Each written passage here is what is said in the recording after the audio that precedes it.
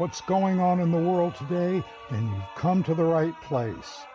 Welcome to Southern Sense Talk Radio with your host, Annie the Radio Chickie Bellis, and featuring Curtis C.S. Bennett and the most interesting guests that you'll find anywhere on internet radio.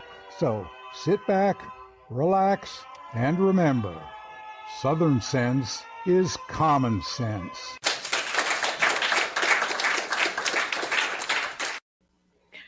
All right, and welcome to another adventure here on Southern Sense. We're here live on, where the heck are we today? Facebook, YouTube, LinkedIn, Twitch, X, Instagram, Pinterest, Reddit, and half a dozen other places right now. For some reason, I'm having a little problem with LinkedIn, so sorry about that, guys. We'll just forget about LinkedIn today. Anyway, we've got ourselves a great show. I'm your hostess with the least mostest, Annie, the Radio Chickadee, along with my co-host, is Arthur. His name is not Arthur, it's C.S. Bennett. We've only been doing this for a couple of years. I still can't get the start of the show correct. Yeah, I think about 5 years I've been on the show. Oh, geez, has it really been that long? Oh, God. And how you've grown up, son. How you've grown up. We've got a lot to talk about, some great guests. We have coming on Catherine McKinney. She has a website called American POWs. She works with and tries to help support the J6 political prisoners. She has these little bands that you put around your wrist, similar to the POW bracelets we wore during the Vietnam War to support the troops that were being held prisoner by the Vietnamese. So here we're doing the same thing for the J6ers she's doing. We're going to be talking to her about that, along with Kathy Chamberlain. She was on our program a couple weeks back. She's the host of a podcast called Warn 2024, where she talks about the J6ers and other issues that are coming up in our news and events. She's also the author of a book called Rules for Deplorables. We're going to welcome her back. But there's so much to talk about when we get into the show, with the assassination attempt on Trump on Saturday, with the convention that went on during this week, with Trump and his final speech before the end of the convention.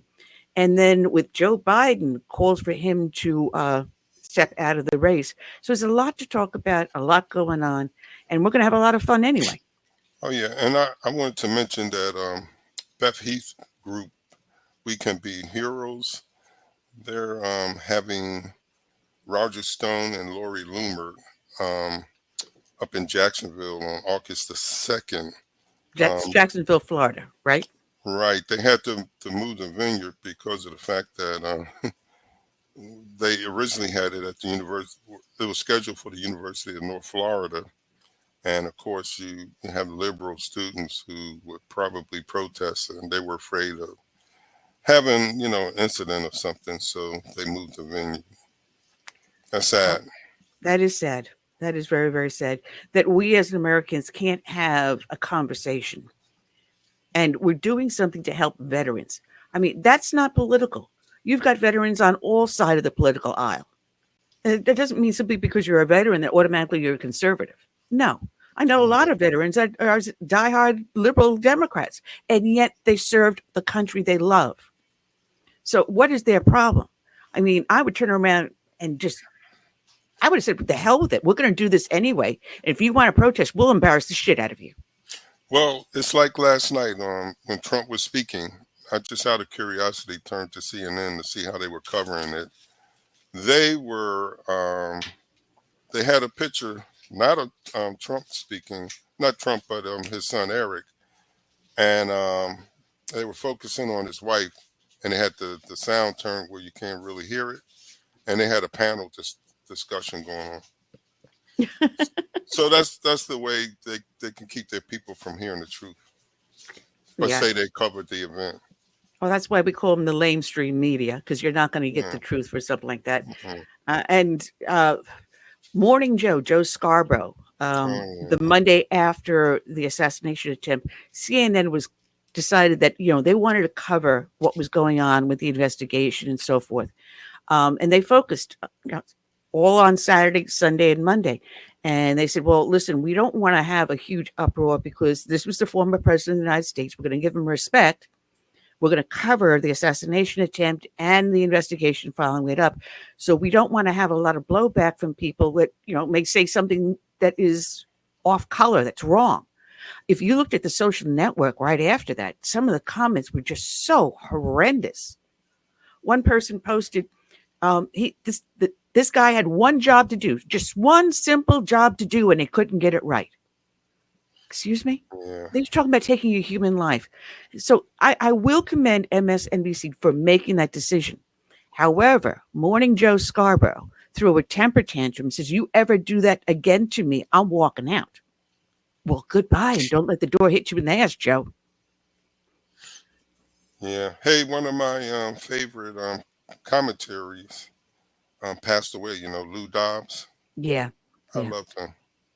I mean, there have been a rash of celebrities that have been passing away, and Bob Newhart also. I loved Bob Newhart.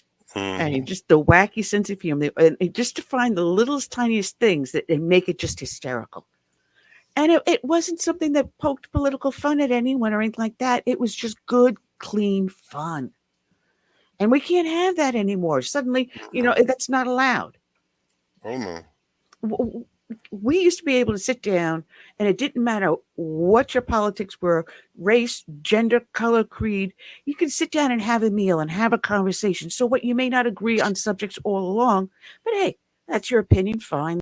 This is mine. We're still friends. You can still be friends. Well, it's almost like when you speak in public, it has to be scripted so you don't say the wrong thing. This wokeness has got to stop, because it will be the thing that destroys the fabric of America. And I think the American people are waking up to that fact, because that final night at the campaign, most of the messages were one of unity, one of joy, one that we were celebrating the fact that he was not killed, and that this political process we have here that our founding fathers handed us can go forward.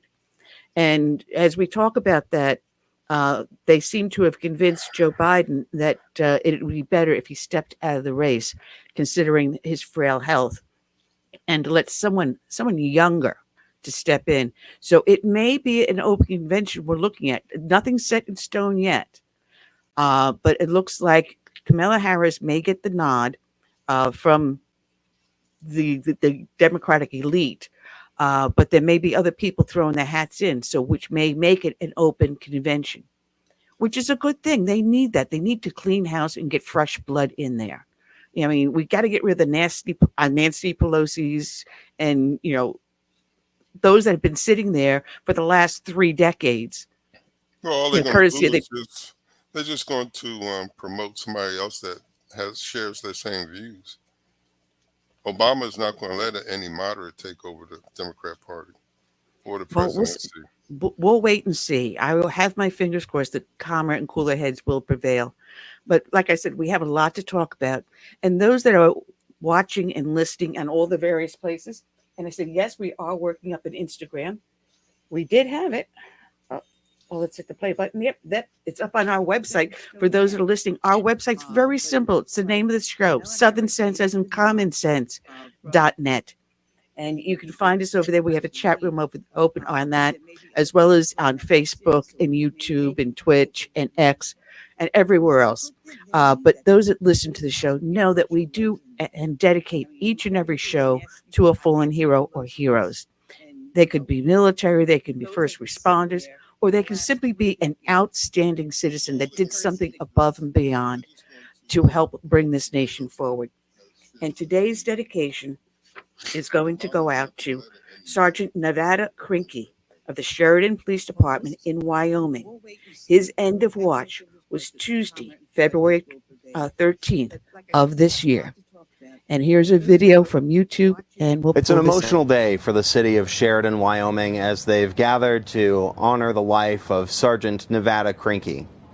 As they pay their respects, they'll also be saying their final goodbyes. It's a sad day.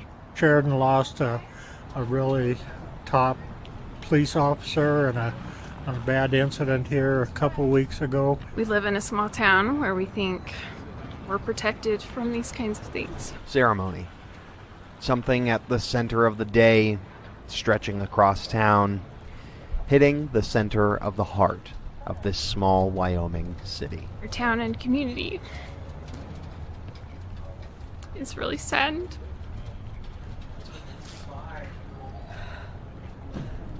I didn't know the officer at all, but that doesn't matter. This young man and his family is suffering from the loss and everything, so that's why you're going to see a lot of people on the street today. The city of Sheridan and beyond gathering to ensure that one police officer exits this life the way he lived in it, surrounded by love.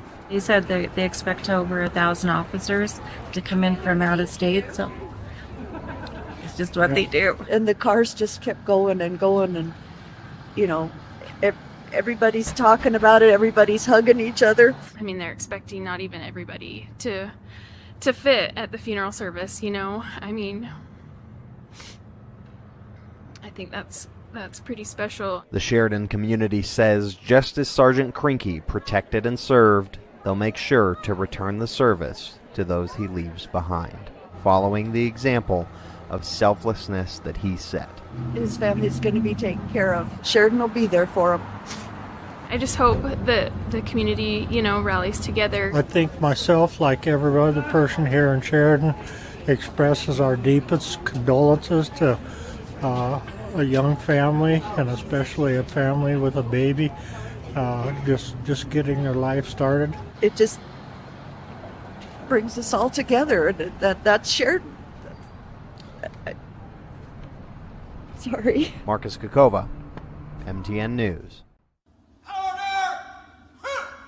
Friday was a hard day in Sheridan, one filled with endless sadness and remembrance for Sergeant Nevada Krinkee. He put other people first.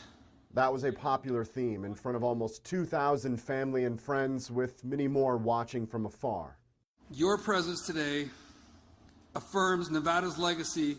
Lieutenant Danny Keller delivered the eulogy. He was Sergeant Krinkee's close friend and supervisor at the Sheridan Police Department. Chief Travis Koltiska also spoke 17 days after Krinkee was shot and killed while serving a trespassing notice near downtown Sheridan. He is the first SPD officer ever killed in the line of duty. Nevada made the ultimate sacrifice in service to others. We must never forget the bond that unites us as members of this department and guardians of this community. Nevada would expect that. Lieutenant James Hill also shared remarks about Krinkee's immense impact on the department. He asked that his dispatchers and officers have a plan each day, have a plan for each case, be professional, aggressively pursue crime. Give the team an example of what to strive for and what high performance looks like. Hill said his office is right next to Krinkee's wife's, Carla's, office. She did not speak personally, but asked Keller to deliver her words. I couldn't help but fall in love with this man. I don't think I will ever feel like I told him enough how proud I am to be his wife. It feels like the world's crumbling.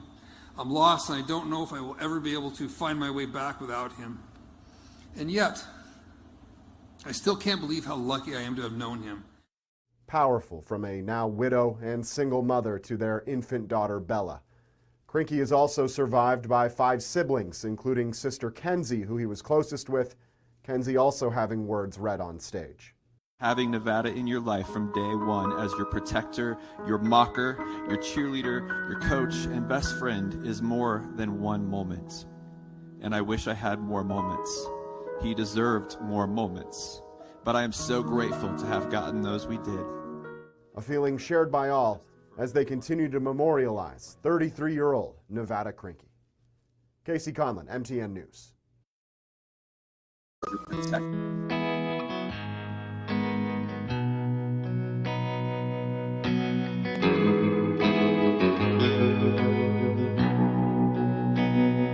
Let it be said, when we finish this race, we kept them free, we led with grace. Let it be seen, from sea to shining sea,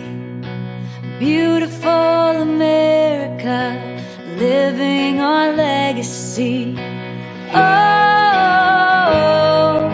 father, mother, sister, brother. Oh, we gotta learn to love each other. Oh, for the soul of the nation. For the next generation. Let us be known as people of honor, humble and bold, faithful through fire. Let us hold firm to our convictions with wide open hearts, eager to listen.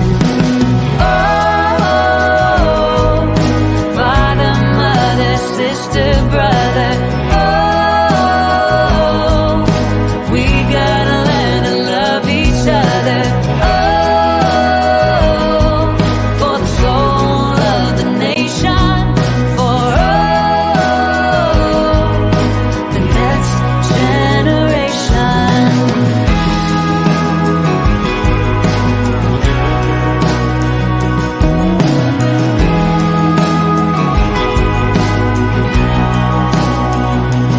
Let us make room. Let us reimagine welcoming voices with true compassion. Let's craft a world with hopes and dreams, challenges known, those still unseen.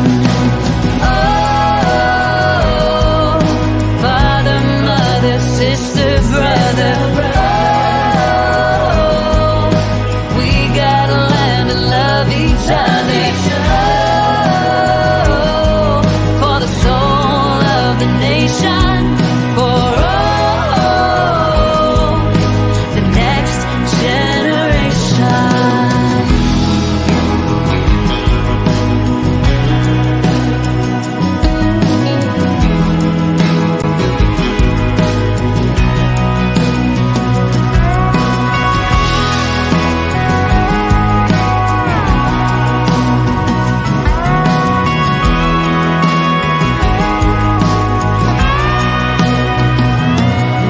Be sure when our time has come, we gave them hope, we made them strong. Let it be said when we finish this race, we kept them free, yeah, we led with grace.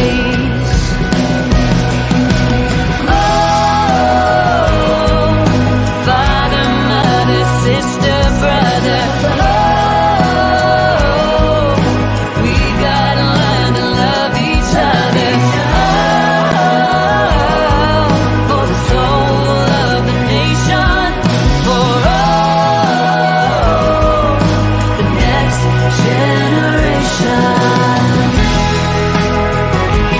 Let it be said.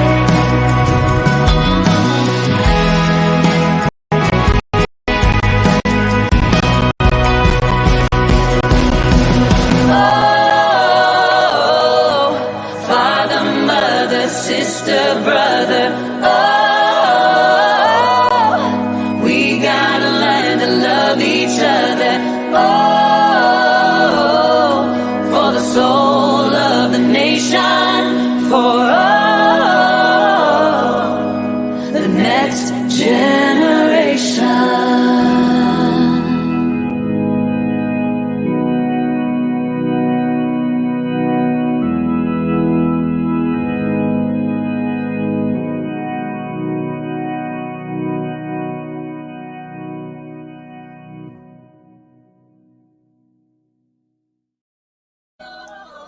All right, and we're back. That was Tiffany's Soul of the Nation.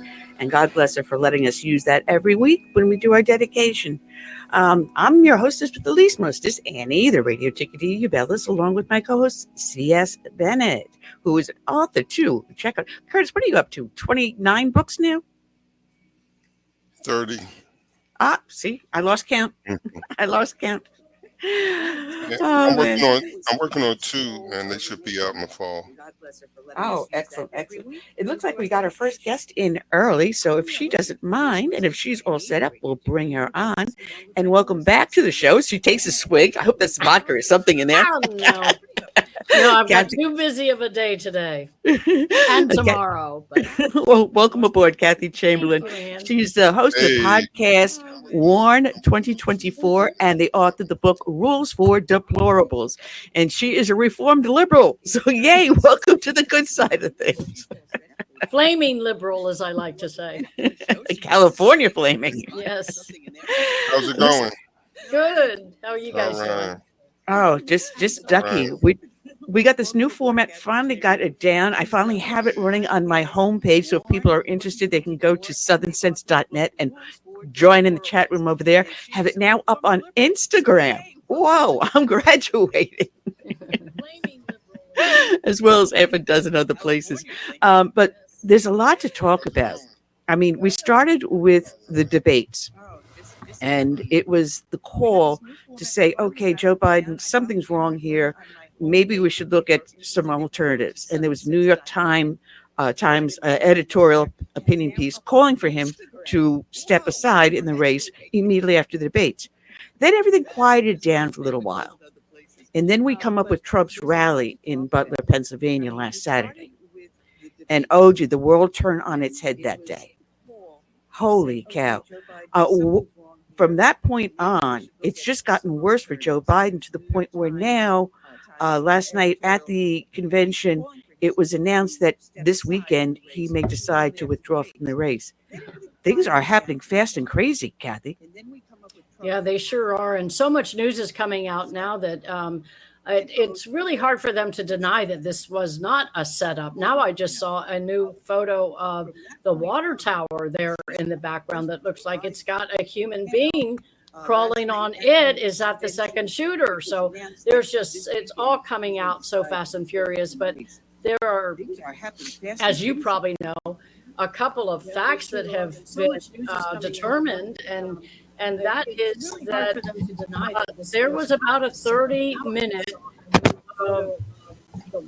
time in between when the law enforcement there on the ground knew that there was somebody potentially on that roof, or at least milling around there. And they just didn't, it seems like everything they could do wrong, they did do wrong. Well, I don't know if you know that I'm former law enforcement. And, you know, in New York City, you get detailed for all these different places and stuff. There's usually a command post set up and there's one person in charge. And everything comes back through the command post. Now, you're dealing with Secret Service. You're dealing with the state police and local law enforcement. So, yeah, you can have a problem coordinating, making sure everyone's on the same frequency and everyone knows what their job is. But when I looked at that, I said, number one, it's a line of sight. And if you think of a handgun, possibly, but anyone with a rifle can crawl up there. Now, you got Secret Service shooters on another roof that could see him. And it took them 23 seconds to decide to take the shot. And in those 23 seconds, we came within a quarter inch of losing Donald Trump. And there was something else that was pointed out. In today's day and age of technology, if you were afraid to send a Secret Service agent up on a 4-degree roof, and I'm sorry, my late husband was a home inspector and he climbed roofs that were steeper than 4 degrees. What about a drone? Why wasn't there a drone up there with an overall look to see if someone is now where they should not be? Why were you assigning Secret Service inside a building where the shooter was sitting right above you? There were so many things that went wrong. And yet, by the grace of God, so many things went right. That's so true. I mean, you were former law enforcement. I was a former building contractor, specifically inspecting roofs. So I've been on many, many roofs. And I got to tell you, when Cheadle, the state service director, came out and said what she said about the slope of the roof, that was incredible. It blew my mind. It actually did blow my mind. You know, I've climbed, of course, many roofs, but on the rooftop, but that was a flat roof, pretty much. It was pretty much a flat roof, 4 degrees. Yeah. I'm sorry, my mom, 92, on a walker could go up that. My handicap ramp is bigger than 4 degrees. It can be a maximum of 10 degrees height if I remember the building code. So if she can climb a 10-degree handicap ramp, she can climb a 4-degree roof. And you're telling me you can't send Secret Service agents up there to be there? I mean, just like I said, so many things were wrong. And you have people on the ground telling them that there's someone climbing up. He was premeditated because he bought a ladder. He had a scope, distance scope. He was there 6 days prior walking the grounds. And supposedly the parents that day found him missing and were concerned that he might be doing something stupid, which he did. And they notified law enforcement and were out there looking for him. So you've got law enforcement actively looking for a person who is a danger to himself and others. You got the former president speaking right there. They were within a short distance of the place. I mean, so many. When we get finally a responsible Congress and Senate in there and get a full investigation, this will blow wide open. Yeah, there's the thing that really caught my attention. And are you all familiar with Jeremy Brown, the J6 former Green Beret that is really an American war hero that I've been very heavily involved with? I know that CS is, but I had rallies in front of our local jail here where he was being held, and there was a pipe bomber that showed up. That really caught my attention. And the interesting thing there, and it seems to be a growing trend, is that when all the evidence came out about this pipe bomber, we here locally were furious because I had rallies in front of it appeared that the guy's entire social media, and there was a pipe bomber that showed up 1 month before and the interesting thing there events, which was in 2022 at the New anniversary, is that when all the basically, but the other weird things, and this is with a lot of shooting incidences today, the guy was here from Portland, Oregon. 2 months prior, he had an identity change from a man's name, his name, to a woman's name. He had his criminal record expunged 1 month before he showed up at our rally, basically. And the other weird thing that enabled the local sheriff to say, we don't know anything about this guy. How convenient. 2 months prior. Well, Kathy, we're going to bring on our other guest that's coming on with us, Catherine McKinney, and she is the founder of AmericanPOWs.com that works to help the J6ers that are imprisoned in the DC Gulag, as we call it. And she's got a fantastic price. So Catherine meet Kathy meet Catherine. Hello, nice to meet Hi, you. Catherine. Now, Kathy, you've been working, like you said, with Jerry Brown for his campaign From Behind Bars. And Catherine, your website, which I was going through last night and making tons of notes, you list a lot of these J6ers and their brief biographies as to why they're behind bars and what's going on. And as I was pulling up all this information, as I'm going through my notes here, I go on to the Justice Department's website, and they have filed 1,221 cases. And yet, when you look at the defendants, a lot of these cases have multiple defendants on them. And this is as of July 6th of this year. I mean, this is astounding. Oh, it's over 1,400 now.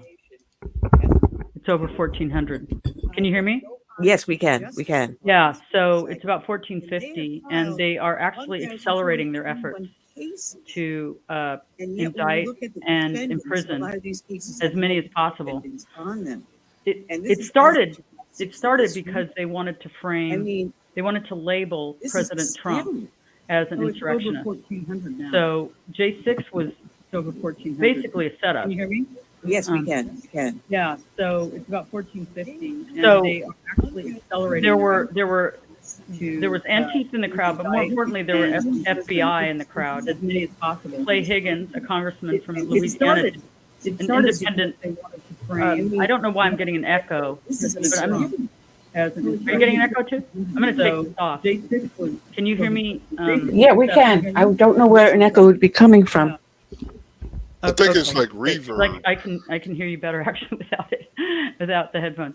But Clay Higgins, a congressman from Louisiana, did an independent investigation himself because the J6 committee, as I think most people know now, was a set up. It's just a political organization. It was not a bona fide or legitimate congressional committee. It wasn't.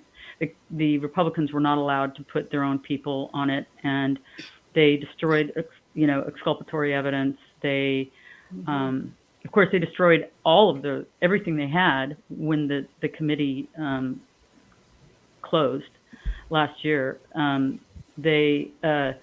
if they'd been legitimate, they would have wanted to share everything that they'd uncovered. But the truth is, all they were doing was picking and choosing information because they were trying to create a narrative. And so the narrative was that this was an insurrection and that Trump caused it. And the reason they wanted that is because the left has been trying ruthlessly to prevent Trump from being president. And what we just witnessed this weekend, I think, should be a testament that they will stop at nothing. But J6 was their first attempt, and frankly, it was successful. It was successful to number one, try to label it as an insurrection. I think that's kind of falling apart now, but put a label on Trump, which has not succeeded, and then it's part of basically it's a Marxist tactic to shut down everyone that stands in their way of achieving their goal of complete control. And of course, people that come to a Trump rally and are willing to march to a Capitol are people they don't want around. And they'll make stuff up. There were so many things that caught me because I was listening to the radio, and somewhere around 11:30 in the morning, I'm getting text messages and flashes on my phone saying, there's a breach in the Capitol. Now, this was at least 2 hours prior to President Trump saying, let's march peacefully. Oh, interesting. To the Capitol. I was getting messages. I was getting told 2 weeks prior that if I had any intention not to go because they were reporting about vans being parked in the area around the Capitol that had Trump memorabilia in the back of them. So we were hearing that it was going to be a huge setup. Yes. And why the Capitol Police did not respond? Well, that's obvious. They wanted this to happen. Well, in their defense, Trump had asked for more resources, and they were under-resourced. So there was it would be like one policeman for every 500 people. They were under-resourced, so they actually broke DC law. There's law that lays out the protocol for riot control. They completely disregarded that and immediately started throwing tear gas, rubber bullets, and pepper spray into the crowd. And of course, it hit, that can be extremely damaging initially, right? It's not fatal or anything, but it can cause asphyxiation. So there were people that fell, and then there was a lot of melee in the crowd pushing, to try to help people that fell. And then the police were trying to push people back. Just the way it was set up, they didn't expect that. They were using bike racks as a barricade, which I'm like, what is that? That's crazy. And so of course they were breached, and Ray Epps, who most people believe was an FBI asset, all he could constantly say is, let's go into the Capitol. You got to go in the Capitol. Let's go. He was saying that the night before. And he was at 4 of the 5 breaches of the barricades. So there was FBI instigation. There were things that were like these vans that what you see at Antifa or the BLM riots where vans would drive up. I was actually happened to be present at one in Santa Monica.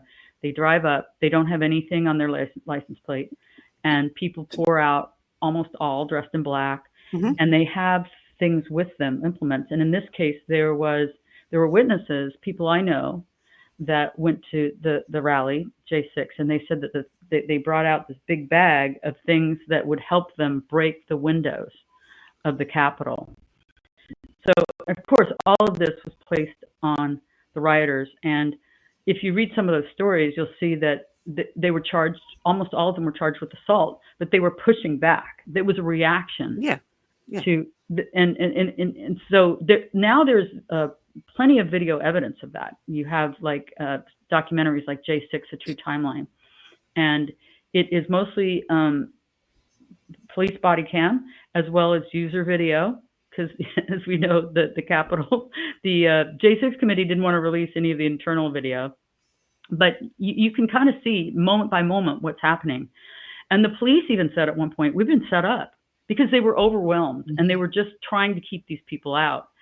And so it got to a point where the doors were open, and a lot of people that didn't arrive earlier, because, you know, there were literally tens of thousands of people, just walked into the Capitol, walked out, and now they're in prison for anywhere from a year to Enrico Terrio, who wasn't even there, got 22 years. So, and if I can add go ahead, to what Catherine is saying, you know, the whole point was to make the whole scene look chaotic. So a lot of the court video that was shown, as in Colton Maccabee's case, they would show the video, but purposely the prosecutors would not allow the audio. So it looks to the untrained eye as though that Colton was the aggressor. But in fact, if you put the audio and the video together, you get a whole different picture. But and to go back to how this was all a setup, you can go back to December, around December 9th, I believe was the date, that Jeremy Brown was visited by the FBI 1 month prior to January 6th. And he literally, they tried to recruit him to become an infiltrator. Now he looks back and understands that that was, in fact, for January 6th. Now, Jeremy is a trained Green Beret, 20 years, and he was trained in counterintelligence and counterinsurgency. And so he had the wherewithal to record the entire conversation between himself and the FBI. And you can literally hear them on tape saying, hey, you know, if you help us out. And I mean, they were literally trying to get him to spy on the American people. And they told him he could make a lot of money. And he declined their offer, but taped the whole thing. And only later did he go back and even listen to it and realize that they were trying to get him for the January 6th insurrection. But he only came out with the recording once he heard Christopher Wray, the director of the FBI, lie to the American people in Congress on March 3rd, I think it was, of 2021, saying, no, we didn't use any infiltrators. That's ridiculous. Okay. So that's what really upset the apple cart for Jeremy. And that's when he went viral with his recording. And a couple of back in September of that year is when his house was surrounded in Tampa Bay, Florida, by a complete task force, Roger Stone-like, and they planted evidence. And, you know, now they're coming out, the assistant district attorney there in DC, Matthew Graves, he has said that it doesn't matter if all of these J6ers, I think there's like 350 cases that would be affected by that 1512 rule that just got ruled on by the Supreme Court. It doesn't matter to them. They will come after those J6ers. They're not letting them off. Right now, a lot of those cases are being reviewed by the attorneys, but they're not going to let these guys off. Graves already said he's going to double down. and get them for something else. It's Well, unbelievable. there's a statute of limitations deadline they're trying to meet, which is early 2026. Am I correct? Is it 2025 or 2026? I'm not aware of that. Yeah, there is a statute. I had it in my notes somewhere along this mess. Anyway, what I found was that you talked about this 1512 statute that deals with tampering with evidence. Well, that's obstruction of official proceeding. They're trying to say it is with the Enron case. It goes back to 1512B, and 1512 is about destruction of documents, and A talks about shredding of documents, and then B says which obstructs official proceeding. So, what the DOJ is doing is, can I just grab something from 1812 or from over here and just, and the reason they did that is because they were stacking charges and then they wanted to add a felony. 1512B happens to be a felony. So that allows them to upgrade other misdemeanors to felonies and then get 8 years for trespassing, essentially. So, and that was the one Matthew Perno committed suicide over. Yeah. Yeah, and he's not the only one. It was too much for him. They kept piling on. Yeah, because it's overwhelming, right? Mm-hmm. The DOJ comes at you and says, because that particular statute says up to 20 years. So they could say, hey, we've got 40 years, so you better cooperate. And they pushed a lot of them. As you know, Peter Navarro said this, that they were like, say that Trump made you do this, say that Trump made you do this. So initially it was all about getting Trump, but now it's more about, it's just a Marxist tactic to eliminate anybody that stands in your way of accomplishing the goal of complete control. Well, just on a side note, I love Peter Navarro. He's a fellow paisano. So whenever I have him on the show, it's always fun to talk with him. And I watched him as he and his fiance went out there in the convention. He looked gaunt. He looked skinny, but he looked very triumphant. He will be here August 2nd. Oh, so. Awesome. Yeah, I hope he has a place in the next Trump administration.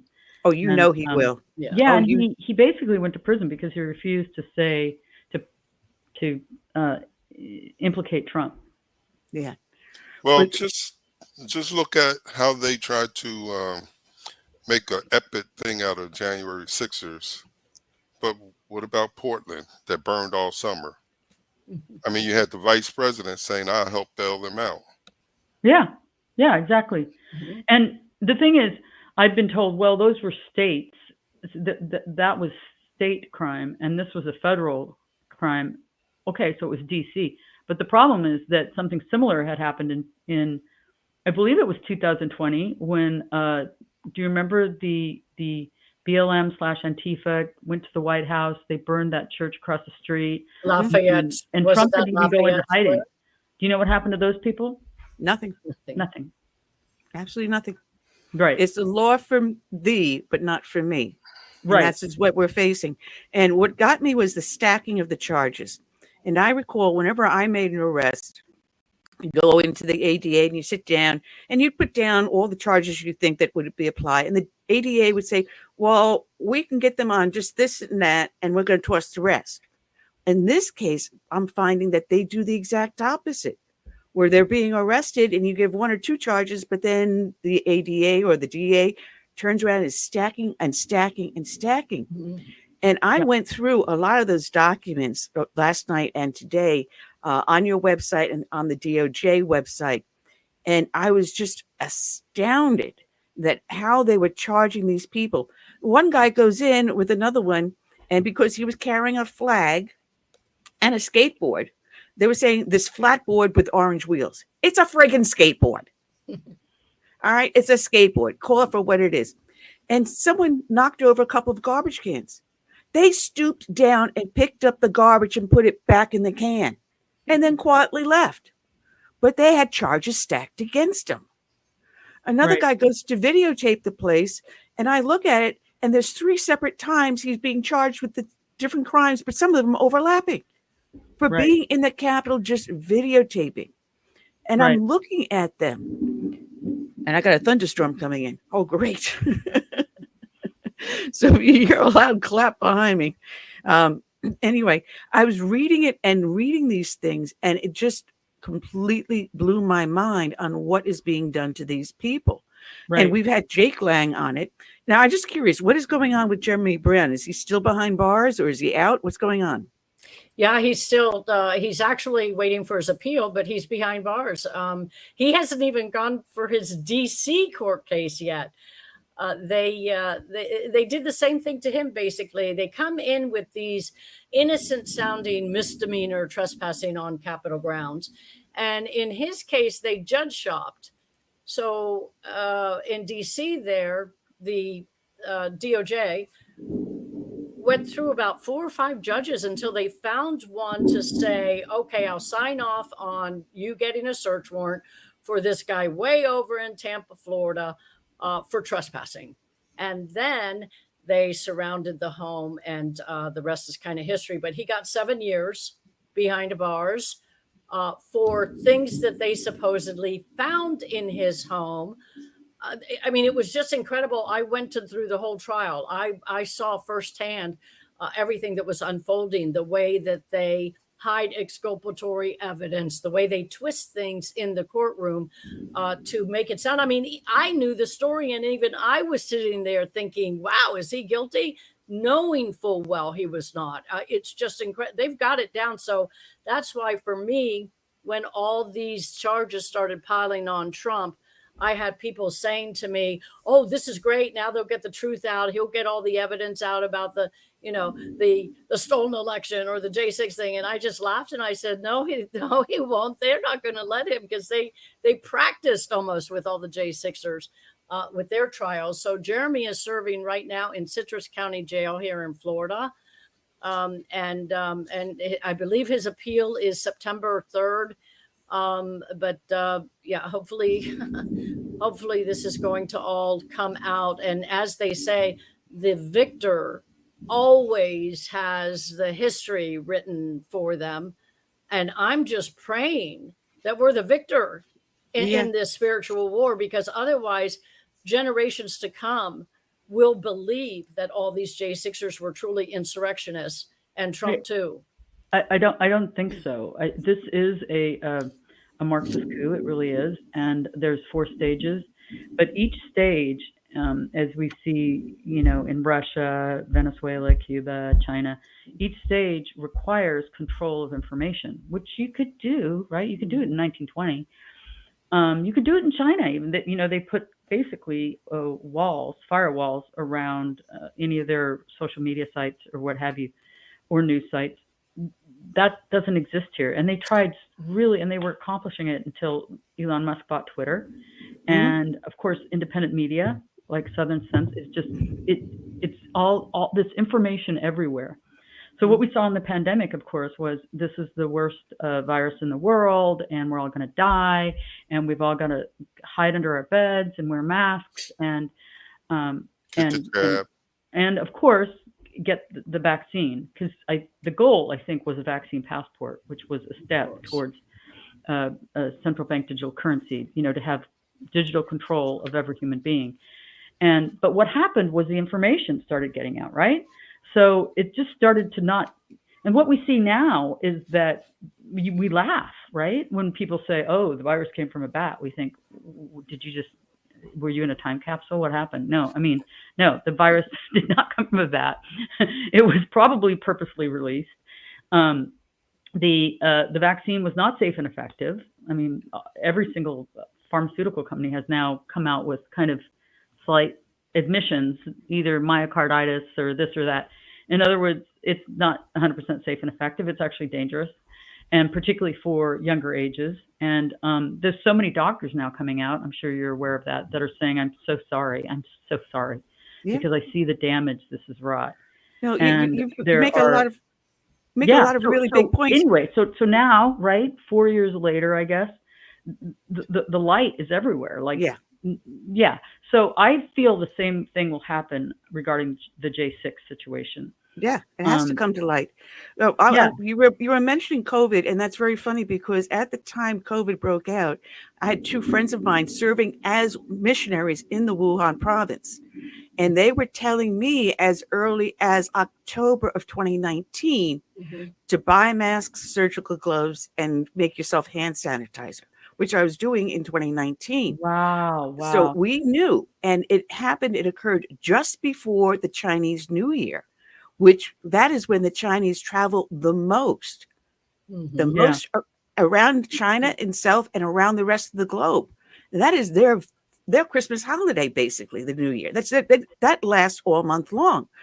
And we were hearing about this going on. And then we were also hearing that they said the police showed up the door and said, you better leave, because if you get sick, we're not going to take care of foreigners. The hospitals are for the Chinese only. Wow. We were hearing a lot, and they managed to get themselves out. It took them a couple of months into South Korea and eventually home.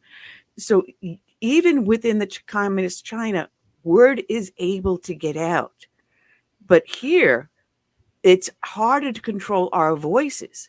And once I heard, I had the platform here. I kept on going. And we have to keep on going. We have to keep on going. I don't know if you all have heard of Event 201 that occurred in October 18th, I think, of 2019. And that was sponsored and financed by the Bill and Melinda Gates Foundation, the WEF, all of the suspect characters.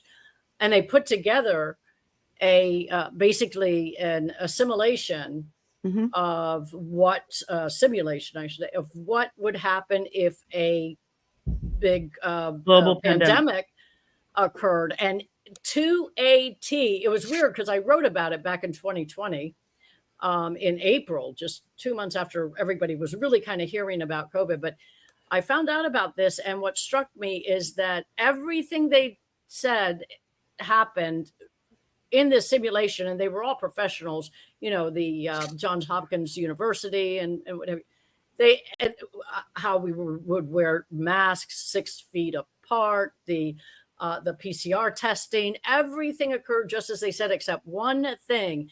And that threw me for a very long time until just recently. And that one thing was they predicted 65 million deaths.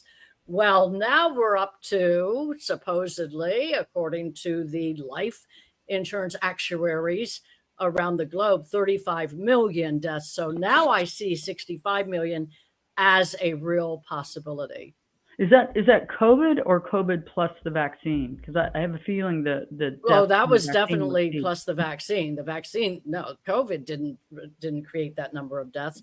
COVID created just a very small percentage of it. If it was even, I mean, everything was being blamed on COVID, and we didn't have any flu deaths, amazingly, during 2020 or 2021.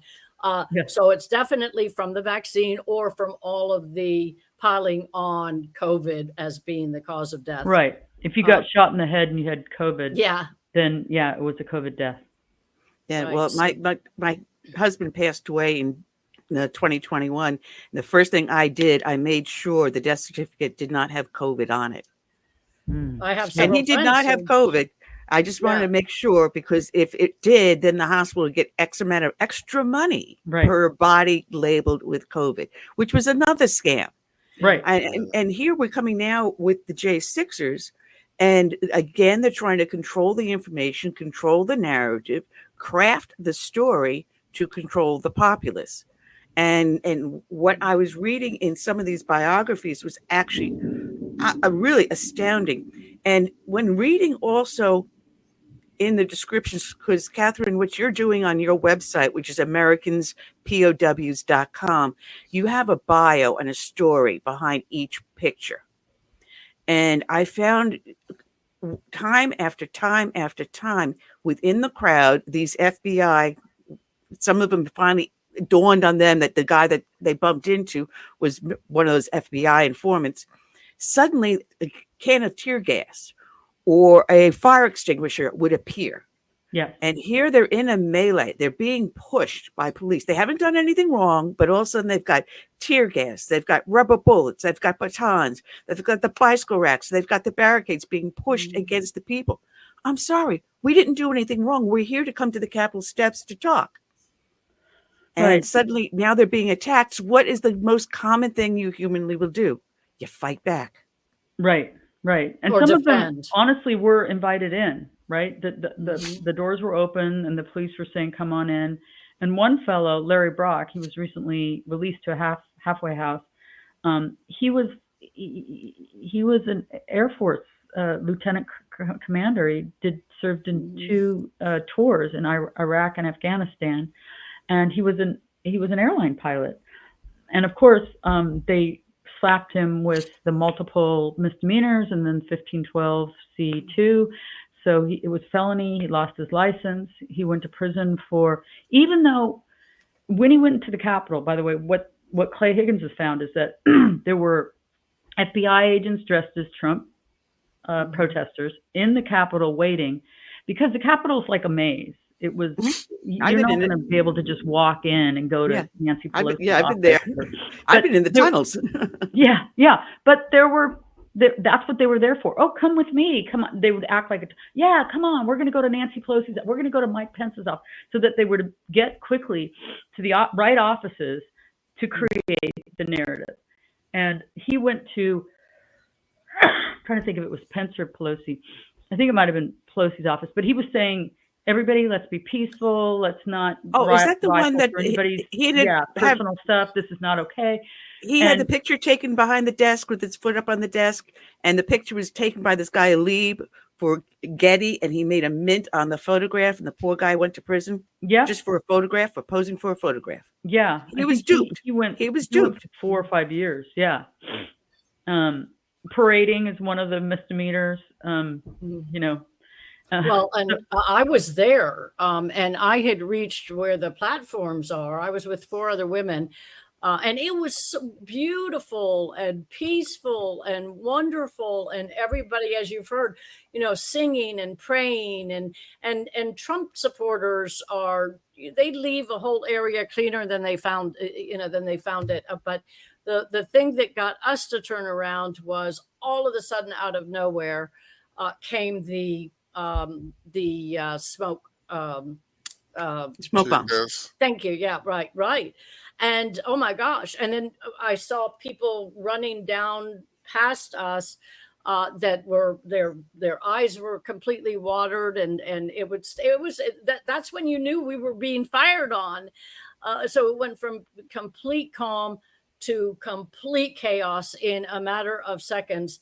And now, of course, another thing Graves is saying is that they're not finished yet. Now they're going after this geofence that I was in, so that they're next. And that's obviously a witch hunt. But by the time I got back to our hotel, and we left as soon as we saw that kind of trouble coming. And when I went back and then started watching the news, it was nothing like I just left. Nothing. I was like, where did these people come from? And the things that I saw happen right up there when the windows were breaking in, I knew instinctively these were not Trump patriots. It just, everything looked off. Yeah. Well, some of them, I mean, to be fair, there were 2 or 3 of them that were Trump patriots that did get kind of violent. There were men that had either PTSD or they actually had charges in the past for violence. Yeah, there were a couple of those people, because when you get in a situation like that and you have an anger issue, you get triggered. It's I don't mean to exonerate everybody who was there. Yeah, but it was like 99% of them were they just basically wanted to express a grievance, which theoretically in our Constitution we're supposed to be able to do. And so they set it up. The left set it up, and now they are they're doubling down on imprisoning these people. And most Americans don't know what's going on. So that's why I started American POWs, because I want to raise awareness of what's going on, because I feel like when people know what's really going on, I mean, witness the persecution of Trump, right? It's been front and center. And every time he gets persecuted and almost killed, his poll numbers go way up. In other words, Americans aren't for this kind of nonsense. No.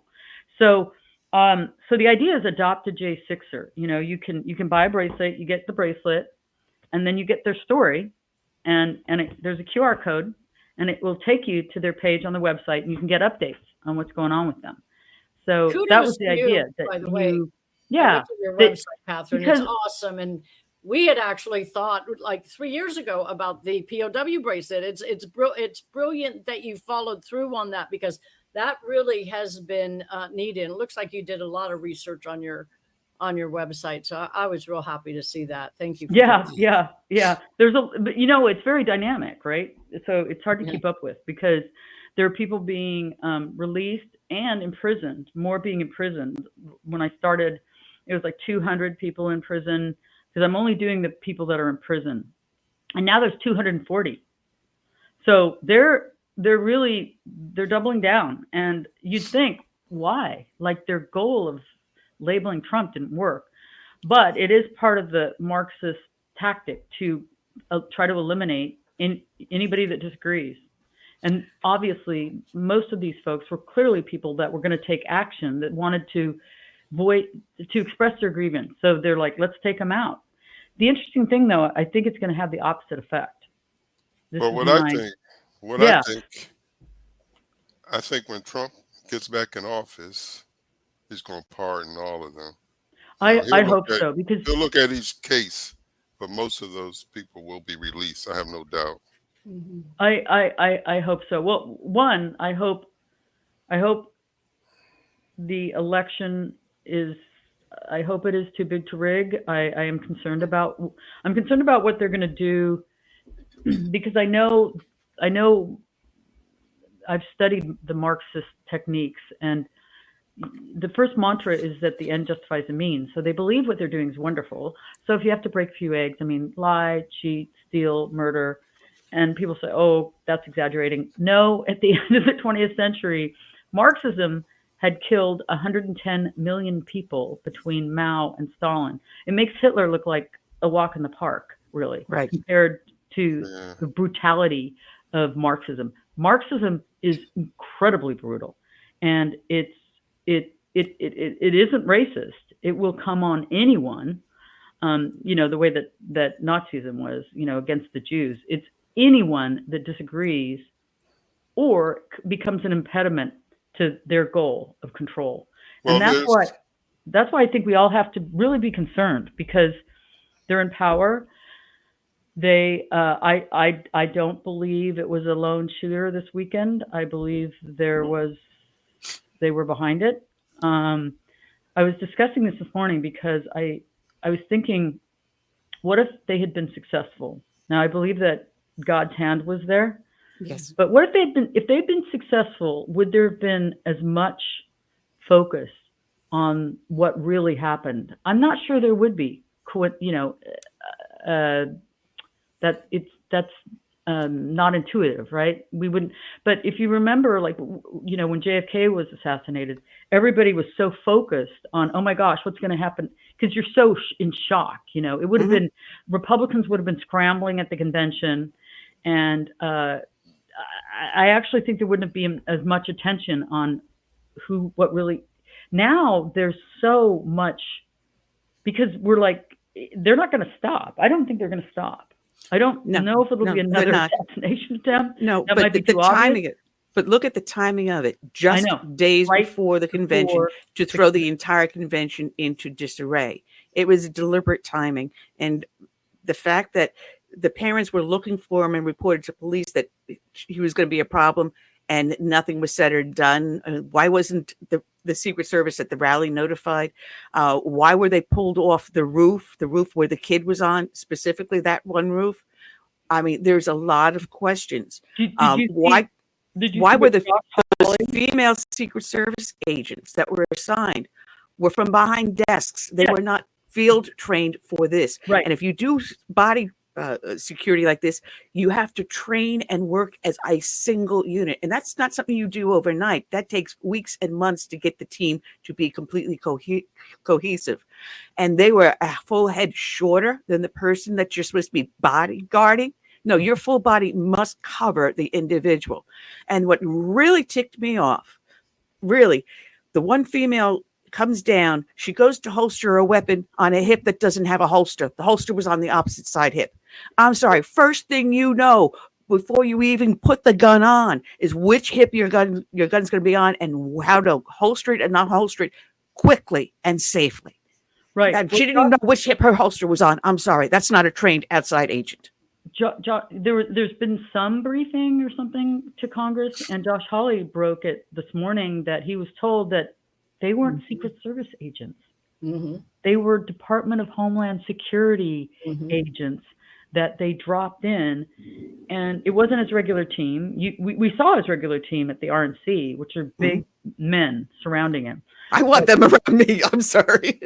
Yeah, but I guess they've been working for, this was all planned. They'd been working for 10 or 11 days, and so they had some time off. But they put in people that were not trained Secret Service agents. So, number one rule of the Secret Service, right? I mean, this is obvious, but you're responsible for so there's no perimeter like, oh, there's a guy there pointing a gun, but that's not in my perimeter. That's not the way you think. You think it doesn't matter. You got the whole field. If it's 5 miles away, I'm going to deal with it because my only goal is to keep this person alive. So the minute they saw a threat, the first thing you do is he doesn't go on stage, right? But then let him go on stage. Right. So all of it, but you had these people that didn't know what they were doing, and you could tell, like the girls were like, where do you put your hands? It was embarrassing. It was embarrassing.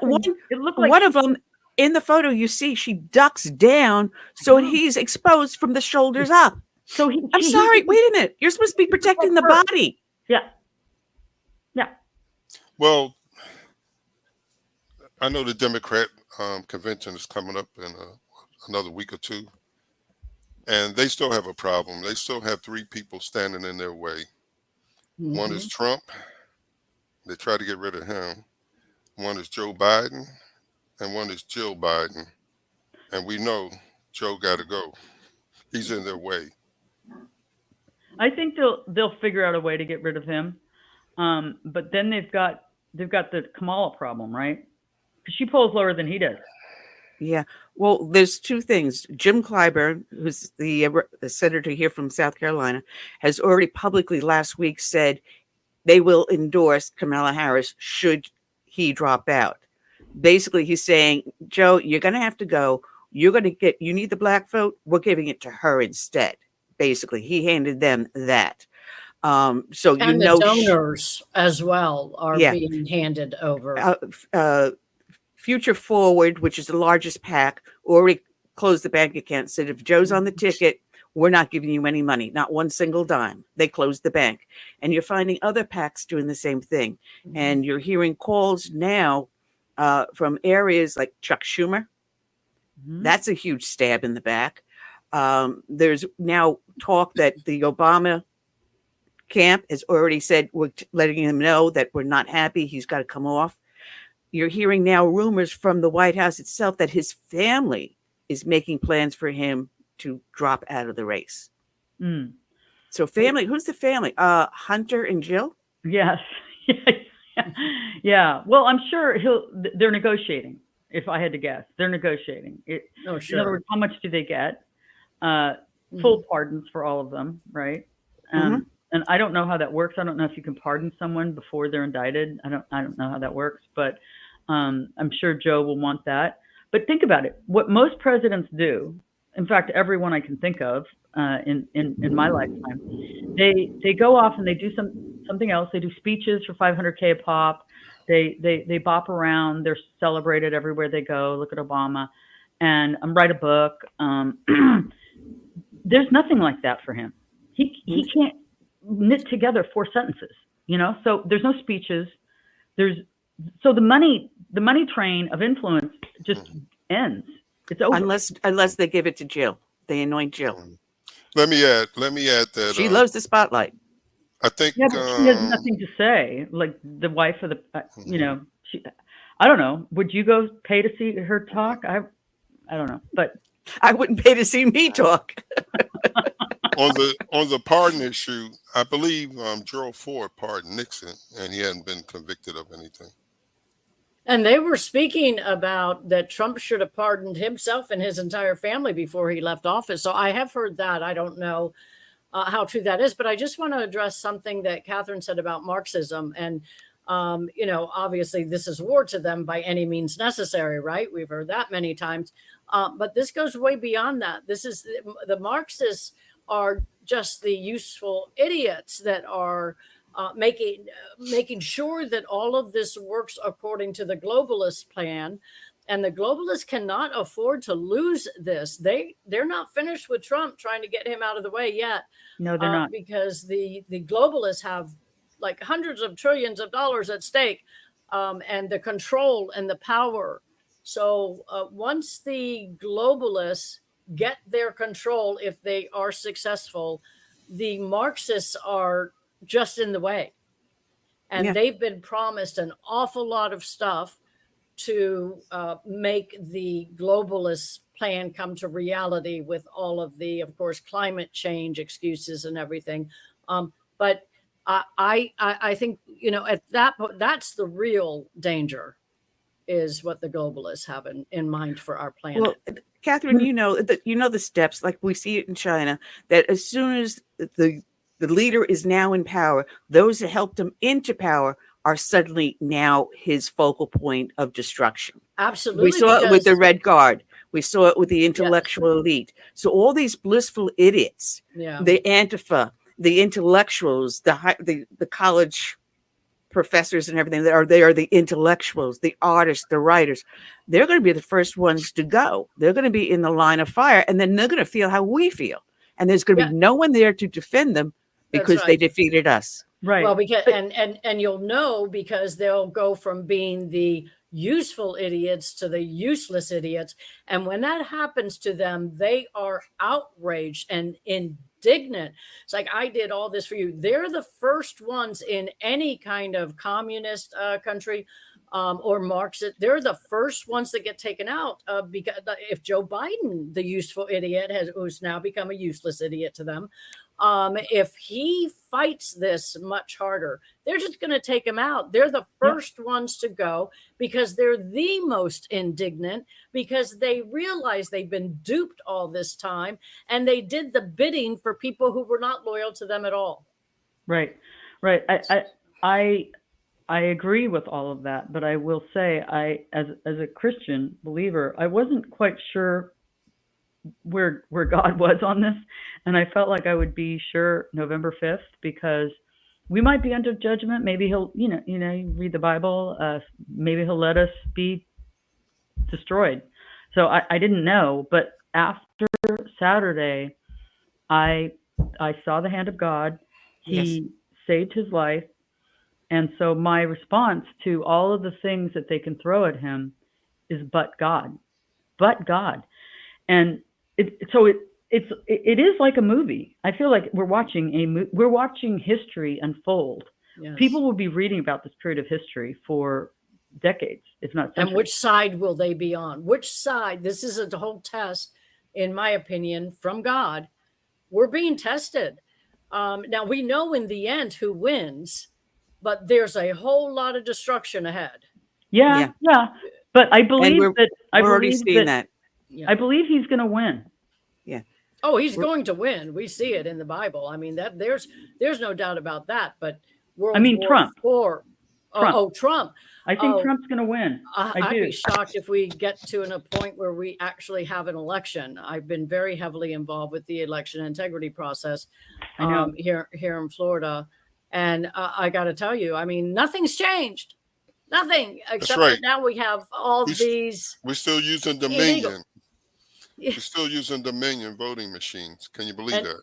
And here, CS, as you know, in Florida, we have a majority of our counties are actually using ES&S, but they're the same thing. It doesn't matter. But from the voter rolls to the machines, nothing has changed except this time, which was the plan from Cloward Piven, which Richard Cloward and Francis Fox Piven. The whole concept of the elections to destroy our election systems was to overwhelm it with deadwood, is what they called it. And we're seeing that all play out. I mean, their strategies were all put into motion in 1993 with the Motor Voter Act signed by Bill Clinton. And she was present at the White House because she she built the whole blueprint to destroy our election system. So once again, while even in states like here in Florida, where the people, all you people out there in other states, all you keep hearing is we have the gold standard. I'm here to tell you, no, we do not. That's all a ruse. It just happens we weren't targeted in 2020, but we're in no better shape, in my opinion, than other states. Now, we have passed some legislation to tighten things up, and I was a big part of that, and I'm very proud of that. But the Rhino Republicans weakened everything we put in front of them. I'm only imagining just from following other states. Yeah, that's the same thing's been done there. So I frankly, and what we're seeing today with the cyber hacking that's just occurred today. Oh yeah, this morning. This is when I talked about Event 201, my speeches that I go around and give these days is all about Black Swan events. And I did an article, a research paper on it back in 2021 on Cyber Polygon. Anybody heard of that one? It's a duplicate, exact copy of what Event 201 was for pandemics to what cyber hacking is, because they did the same simulation. Cyber Polygon, it was a simulation of what would occur if the internet got shut down worldwide. And it's just amazing when you put on by the same people, the Bill and Melinda Gates Foundation, the World Economic Forum, even Johns Hopkins University, and all these professionals got together to simulate and try to determine what's going to happen if the whole world goes out at once. Well, we kind of see that today with the airlines that can't go anywhere because the Microsoft program got screwed up. Listen, I was in software. An update doesn't do that. I've read that as well. That's what they're saying, that it was an update. So the question is, right. Yeah, right. I think they were testing. Maybe I think it was a practice run. Yeah, practice. Maybe they're Well, the Dolly ship at the harbor there in Baltimore, same thing. There was right before that happened, because that ship was taken over. Many experts look at it that GPS system was taken over by cyber hacking, but also just before that, a bunch of state. I think there were 4 states. Their 911 services went out then too. So anything can happen to stop the elections. That's my big fear, because they can't let Trump win. There's no way the globalists are going to allow that. But God, I mean, everything they have done has exploded in their face and done the exact opposite, which is they're desperate Trump now. More popular. And now people are connecting the assassination attempt with the lawfare. Mm-hmm. And so think about anything else. The dots are going to connect very quickly. That's what I say about the importance of, if you're going to do a Marxist takeover, you better have control of the information, because if you don't, people are going to start talking, and it spreads with the internet. It just spreads so quickly. I mean, we know massive details about what happened Saturday because of the internet. Mm-hmm. So we're in a better spot than we think we are, because of the flow of information. And I think that God's got it. If you watch Tucker's speech, he said, I feel okay now. And if I had to bet, it's because he saw God's hand. Like God. Yeah. And if anyone has ever felt the presence of God, it is a powerful, powerful thing. I tell a story, when my husband first got really ill, he was in, we rushed him to the hospital, and he was in ICU, and they were giving him just hours. And I had to come home because we got cats, and I had to feed the cats, and I was on my way back to the hospital. And before I left the house, I dropped down on my knees next to my bed, and I started praying and crying. And I kept on crying, what am I going to do? What am I going to do? And I went prostrate. And once I did that, it dawned on me, I was praying for the wrong thing. I said, whatever your will is, I accept. And I felt change. I felt a full change. I get back to the hospital. I was going maybe hour and a half. And the doctor greets me at the elevator as I step into ICU. And she was a substantial woman, to be polite. And she grabs me in a huge hug, and she's crying. She's crying, and I can't see over her shoulder. And I'm thinking, oh my God, he's gone. He's gone. He's gone. And then when she stepped away, I looked over her shoulder. There he was, sitting up in bed as if nothing was wrong, laughing with the nurses. Wow. And she couldn't understand it. She could not understand it. And years later, when I was telling that story, he looked at me, he goes, I know the moment you prayed. He felt it too. So I'm telling you, if anyone has ever felt that, Donald Trump felt it on Saturday. Yes. He did. He said he did. He felt God's presence. Did you see that viral video of a quote unquote prophet that I'd never seen before? Did you see that guy? Because No. In April, this fellow, I don't even remember his name because I hadn't seen him before, but he said in April, he said, well, there's going to be an assassination attempt on Trump, and it's going to not get him, but it's going to get his ear, and it's going to be his right ear. I did see that. Yeah. That was but he said, amazing. and his eardrum will be hurt. I don't know if that happened. And he said, but during that time, he'll have an encounter with God. And I don't know if he was a believer before that, but he'll be a believer after that. Trust me. He will be a changed man. And I believe he is right now. You saw when he stepped on stage, he Yes. was different. Yes. There was a difference in his Totally different presence. countenance. Yes. But the other things he said were that Trump would win, but that what they would do, because what they did when he shocked them when he won in 2016 is they just kept putting, spikes in the wheels of his administration. Roadblocks. Yeah, just try to stop him. And it did. It slowed him down. It didn't completely stop him, but it did slow him down. It would be interesting to know what he could have accomplished had they not been constantly at his heels with all the investigations and the deep state AGs that were, foiling his attempts and all that. But he said after he gets, he seemed to indicate that it might be before his inauguration that there will be a crash. That's what they will do so that he inherits a complete economic disaster as a president, which that would make a lot of sense, right? If you think, it's hard to put yourself in how they think because it's just so dark. And Well, we've only got a few minutes left, ladies. I mean, I'm glad I had both of you, and this has been really exciting.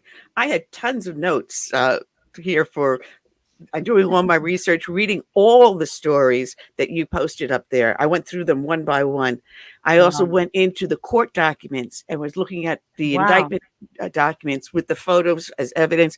And I'm going, oh my God, they actually made these things.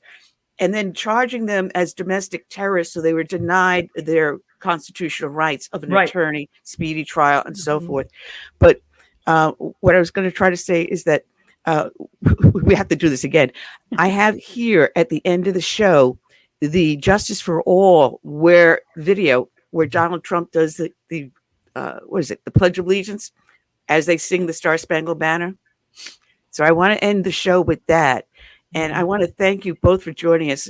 Kathy, people can find you at Warn 2024 podcast on Rumble. You also have your own webpage, Rules for Deplorables book, that people can find out more about. You read your blog. Catherine, you are doing absolutely phenomenal work, and God bless you. I'm telling people, go onto your site, AmericanPOWs.com, get a bracelet. Support a J6er. You help them put funds in their accounts there so they can have stuff from the commissary, like cigarettes or whatever, toilet paper. Well, some of them need extra food because of the food they're getting is in some cases. They can write to the J6ers and also find out what's going on, get updates on it. Yeah. And it's a lot of work you put into that website. God bless you that you have the time and patience to do that. And Curtis, geez, whew, what a show. What a show. Ladies, it has been absolutely fun. I want to thank you and God bless you. And we're going to do this one more time. We can't let the story sit down. Yeah. So let's plan on getting together like in about a month from now. And we'll do like a monthly update and see what's going on. Okay. Wonderful. Awesome. Thank you, Ann. Thank you, Ann. Thanks, All yes. right. See you soon. God bless. God bless you too. All right. All right, Curtis, we have that has been a phenomenal show, and I'm looking at the time. We've got just 6 minutes left. And with that, I'm going to start with the Justice for All and then with our closing. So we'll be back next week. We have Mark Tapscott with us. I'm trying to figure out who else we have coming up also next week. Mark Tapscott and Clarence McKee is coming on. That's right. Nobody. All right. And then following week on August 2nd, it's going to be John O'Connor, who had the Watergate book that was supposed to be on last week. He will be on the 2nd, as well as Peter Navarro, who just got released from prison. So with that, folks, I want to say thank you for joining us. Hope you enjoyed the show as much as we did. And I say good night and God bless. And this is the J6ers Justice for All with Donald J. Trump.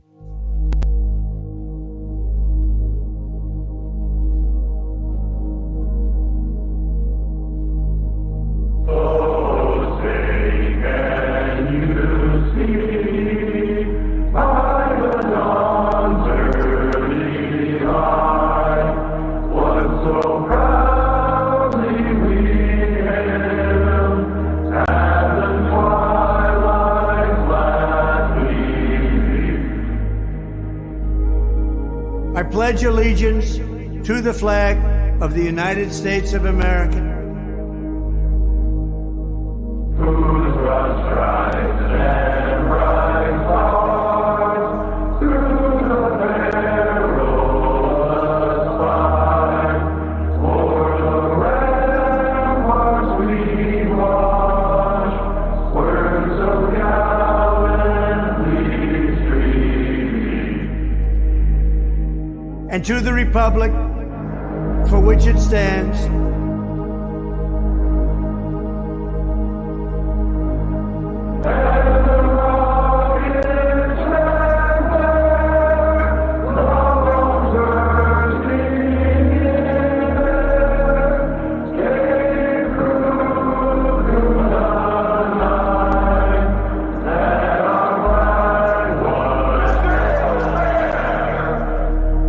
one nation, under God,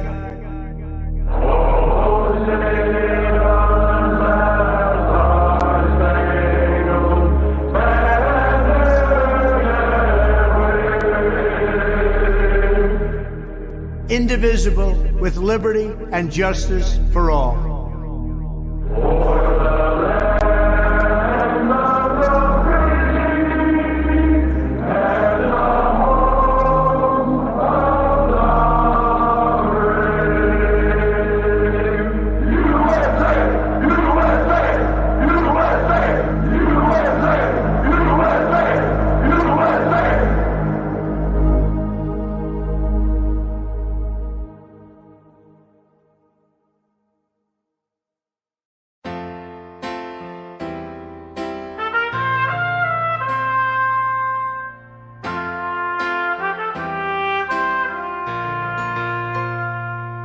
I'm praying for this land I love, America, America, the home of the free.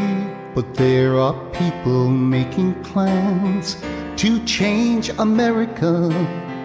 They've no respect for her or what matters most to me. That's why I stand for the flag and I kneel at the cross, mourn for the friends I have loved and lost. And I still believe in God we trust, and the freedom our forefathers granted us. I hope it's not too late to save America.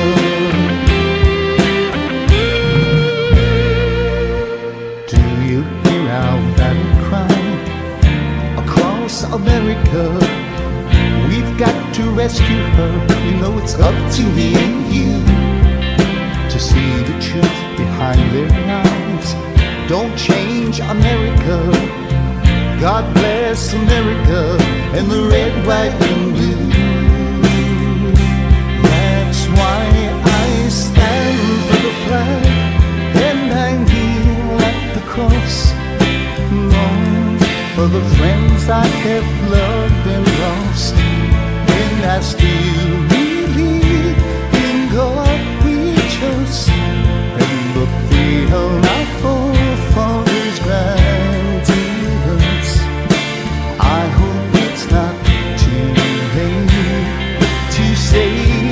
America.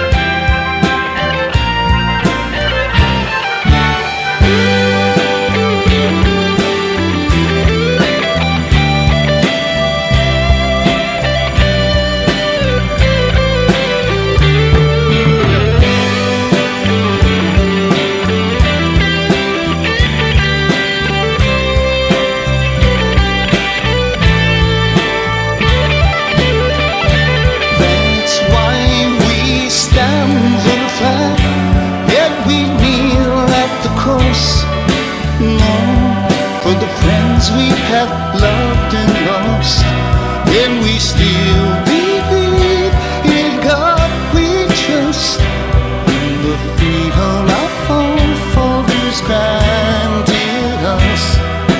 We know it's not too late to save America. Save America.